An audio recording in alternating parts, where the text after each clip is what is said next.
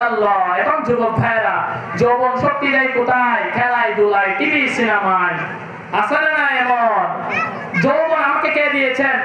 এই যৌবন কে দিয়েছেন? আল্লাহ দিয়েছেন। তো আল্লাহর রাস্তায় না আমরা ব্যয় করব।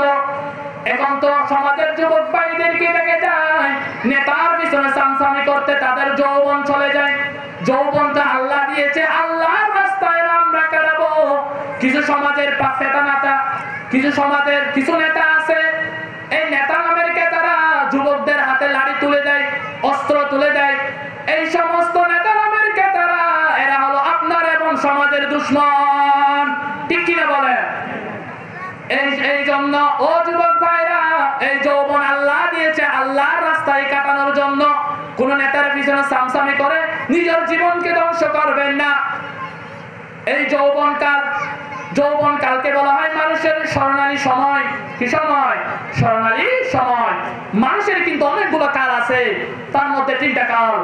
নাম্বার 1 হচ্ছে শিশুকাল, আরেকটা হচ্ছে যৌবনকাল, আরেকটা হচ্ছে বৃদ্ধকাল। এখন আমরা কোন কালের মধ্যে আছি? মাঝখানে কোন কালটা আছে? যৌবনকাল। আল্লাহ তাআলা শিশু এবং বৃদ্ধকালের এই দুইটা মাইনাস করে দিবেন, কিন্তু এক কালের হিসাব যিনি নিবেন গলার আওয়াজ দিয়ে বলেন তিনি কে? আল্লাহ।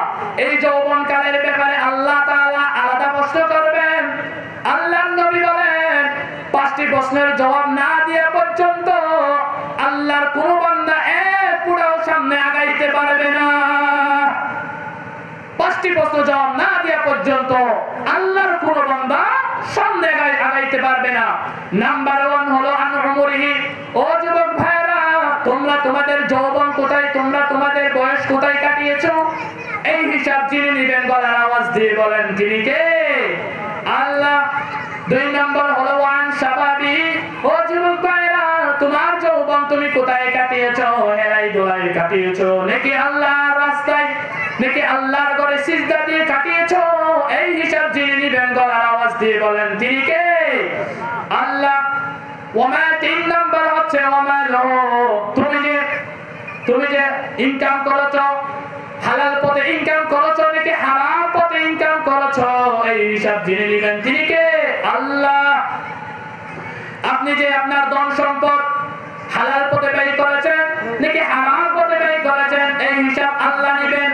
5 নাম্বার হলো আপনি যতটুকু জানতেন ততটুকু আমল করছেন কিনা, এই হিসাব যিনি নেবেন গলার আওয়াজ দিয়ে বলেন তিনি কে?